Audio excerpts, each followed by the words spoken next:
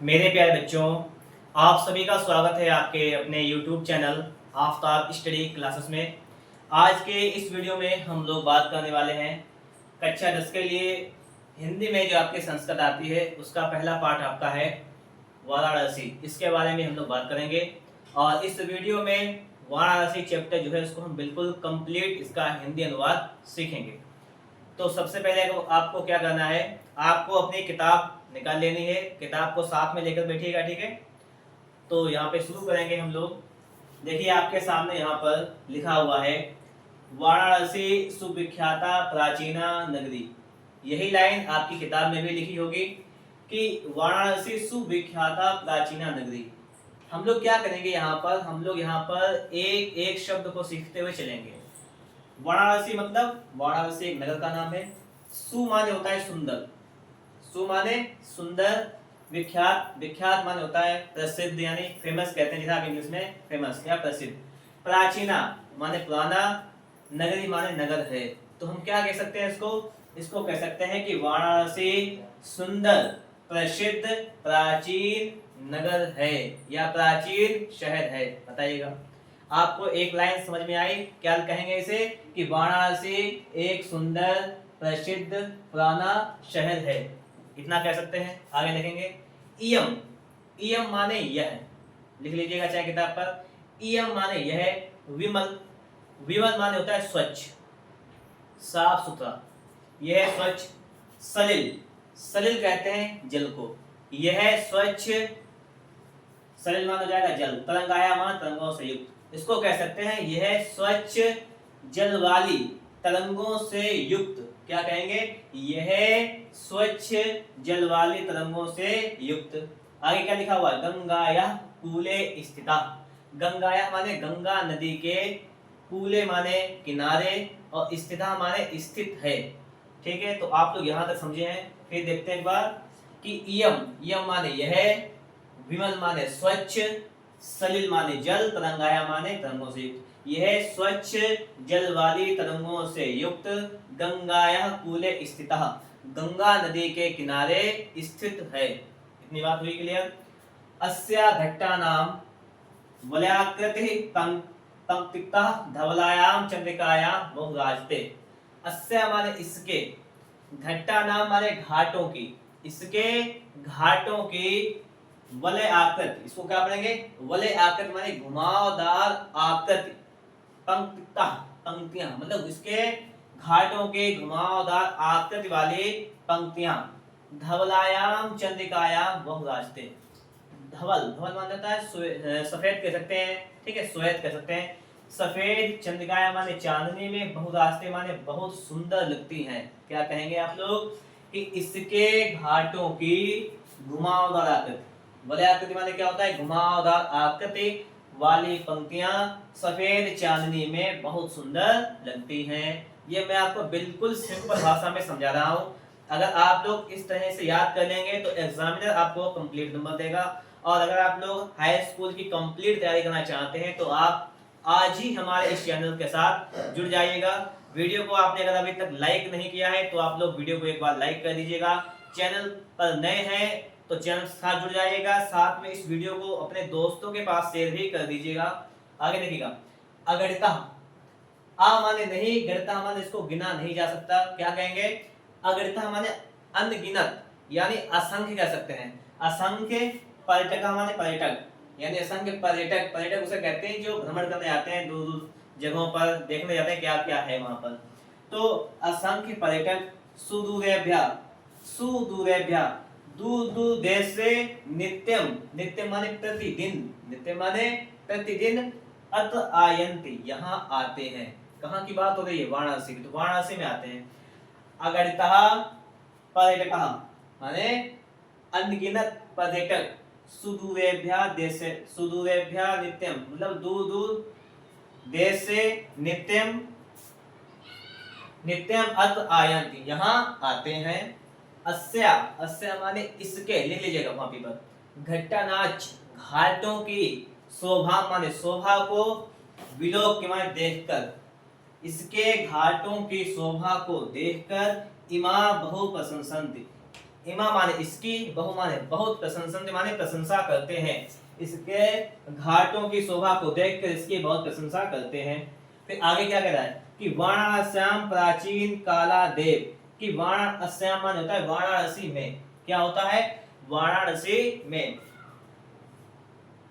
प्राचीन काल देव, प्राचीन काल से ही, वाराणसी में प्राचीन काल से ही, गेह गेह माने घर घर में, विद्याया दिव्यम ज्योति उद्योते, विद्या की दिव्य ज्योति अलौकिक ज्योति, उद्योते माने प्रकाशवान है या प्रकाशित है, कह सकते हैं कि वाराणसी में प्राचीन समय से ही या प्राचीन काल से ही घर घर में विद्या की अलौकिक ज्योति प्रकाशवान है।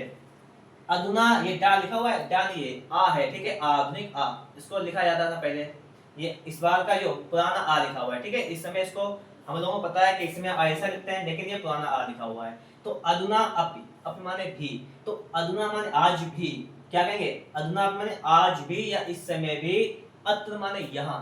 देखिए मैं आपको एक एक वर्ड का मीनिंग बता रहा हूँ, अगर आपको नहीं पता है ना तो आप कॉपी पे नोट करते रहिएगा। अधुना अपि माने आज भी, अत्र माने यहाँ, संस्कृत वाग्धारा मतलब संस्कृत वाणी सततम प्रवाहित लगातार बोली जाती है। क्या कहेंगे कि आज भी यहाँ संस्कृत भाषा लगातार बोली जाती है। जनानाम ज्ञानाच वर्धित, और जनानाम माने लोगों का, ज्ञानाच माने ज्ञान को बढ़ाना बढ़ाती है, जिससे लोगों का ज्ञान बढ़ता है, ऐसा भी आप कह सकते हैं। तो यहाँ तक का आपको समझ में आ गया होगा। अब आप कहेंगे कि अभी तो चैप्टर रह गया है, तो आप लोग काम कीजिएगा, अपनी बुक उठा लीजिएगा, ठीक है, ये बुक सभी के पास होगी, बुक उठा लीजिएगा, क्लास 10 की बुक है, इसके आगे हम बुक से पढ़ देते हैं। आगे लिखा हुआ है अत्र अनेके आचार्य मूर्धन्या विद्वांसा वैदिक वांगमस अध्ययने अध्यापने च इदान निरता। ठीक है, अब हम लोगों को क्या करना है, हम लोगों को यहाँ पर पढ़ देना है। अब पहले समझिएगा, अत्र माने होता है यहाँ, अनेके माने अनेक, यहाँ अनेक, आचार्य माने आचार्य, मूर्धन्या विद्वांसा, और मूर्धन्या विद्वांसा माने क्या हो जाएगा, मूर्धन्य होता है उच्च कोटि के, विद्वांसा माने विद्वान। क्या कहेंगे आप लोग, आप लोग कहेंगे कि यहाँ अनेक आचार्य, उच्च कोटि के विद्वान, वैदिक वांगमस, वैदिक माने वैदिक हो जाएगा, और वांगमस माने हो जाएगा साहित्य। तो क्या कहेंगे, वैदिक साहित्य का अध्ययने अध्यापने, और लिखा हुआ चा, ठीक, अध्ययन माने अध्ययन करने के लिए, मतलब पढ़ने के लिए, चा को पहले लाएंगे, और अध्यापन माने पढ़ाने के लिए, इदान निरता यहाँ आते हैं। लाइन हो गई कि यहाँ अनेक आचार्य, ठीक है, मूर्धन्या विद्वांसा माने मूर्धन्या विद्वांसा, क्या कहेंगे कि उच्च कोटि के विद्वान, वैदिक वांगमस से, वैदिक साहित्य का अध्ययने अध्यापने, अध्ययन करने के लिए, मतलब अध्ययन करने के लिए और अध्यापन करने के लिए यहाँ आते हैं।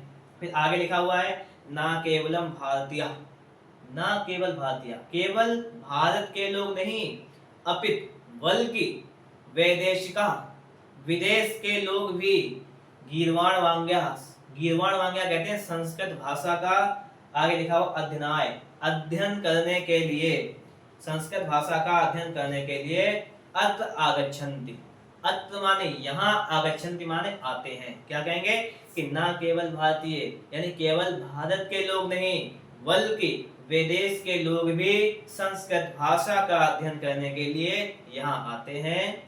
निशुल्कम चा विद्याम गृह्णन्ति, निशुल्क, निशुल्कम चा, चा माने और, निशुल्क माने बिना किसी पैसे के, विद्याम गृह्णन्ति, विद्या को ग्रहण करते हैं, विद्या को प्राप्त करते हैं।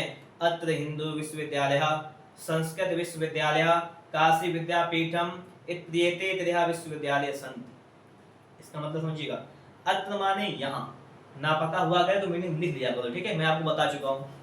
अत्र माने यहाँ हिंदू विश्वविद्यालय, यहाँ हिंदू विश्वविद्यालय, संस्कृत विश्वविद्यालय माने संस्कृत विश्वविद्यालय, काशी विद्यापीठम यानी काशी विद्यापीठ, इत्येते त्रयः विश्वविद्यालय सन्ति, इत्येते माने ये, त्रयः माने तीन, विश्वविद्यालय सन्ति माने विश्वविद्यालय हैं। कौन कौन से, यहाँ हिंदू विश्वविद्यालय, संस्कृत विश्वविद्यालय, काशी विद्यापीठ, ये तीन विश्वविद्यालय हैं। ये माने जिनमें, नवीनाम प्राचीनाच ज्ञान विज्ञान विषयाम अध्ययनम प्रचलत।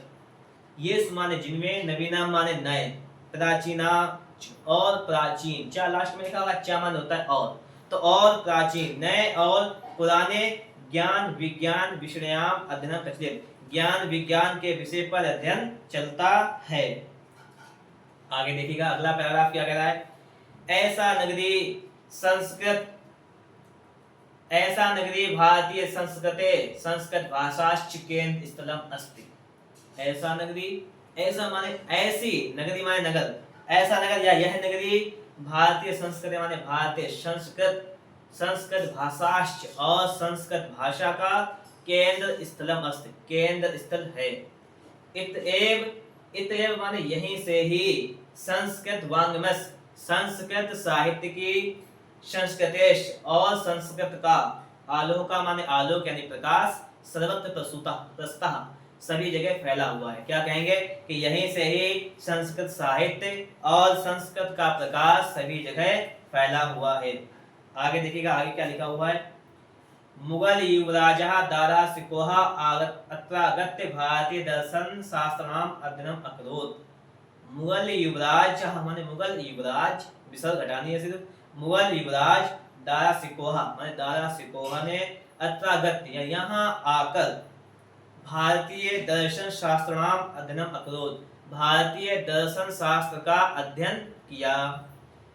सा तेषां ज्ञानेन तथा प्रभाविता, वह इसके ज्ञान से इतना प्रभावित हुआ, अभवत माने हुआ, यत तेन उपनिषदानाम अनुवादा पारसी भाषायाम करिता, कि उसने इन उपनिषदों का अनुवाद फारसी भाषा में करा दिया। आगे देखेंगे। इयम नगरी विविध धर्माणाम संगम स्थली। इयम नगरी माने यह नगर, विविध धर्माणाम माने विभिन्न धर्मों की, संगम स्थली में संगम स्थल है। क्या कहेंगे कि यह नगर जो है, कौन सा नगर, आप वाराणसी पाठ पढ़ते हैं ना, तो वही नगर, यह नगर विभिन्न धर्मों की संगम स्थली है। महात्मा बुद्ध, तीर्थंकरः पार्श्वनाथः, शंकराचार्यः, कबीरः, गोस्वामी तुलसीदासः, अन्ये च बहवः महात्मनः अत्रागत स्वीयान् विचारान् प्रसारयन्। क्या कहेंगे कि महात्मा बुद्ध, तीर्थंकर पार्श्वनाथ, शंकराचार्य, कबीर, गोस्वामी तुलसीदास, अन्य च और अन्य, वह माने बहुत से, महात्माओं ने, अत्रागत माने यहाँ आकर, स्वीयान विचारान प्रसारयन्, अपने अपने विचारों को फैलाया। ना केवलम दर्शने, केवल दर्शन के लिए नहीं, साहित्य साहित्य के लिए नहीं, धर्मे धर्म के लिए नहीं, कला क्षेत्रे अपि, कला के क्षेत्र में भी, इयम नगरी यह नगरी, विविधानाम कलानाम विभिन्न प्रकार की कलाओं के लिए, शिल्पानाच और शिल्प कलाओं के लिए, लोके विश्वता, लोक माने संसार में, विश्वता माने प्रसिद्ध है, फेमस कह सकते हैं या जानी जाती है। ना केवल दर्शन के लिए, ना साहित्य के लिए, ना धर्म के लिए, बल्कि कला के क्षेत्र के लिए भी यह नगरी विभिन्न प्रकार की कलाओं, शिल्प कलाओं के लिए संसार में जानी जाती है। इतना कह सकते हैं, कोई दिक्कत नहीं। आगे देखेंगे।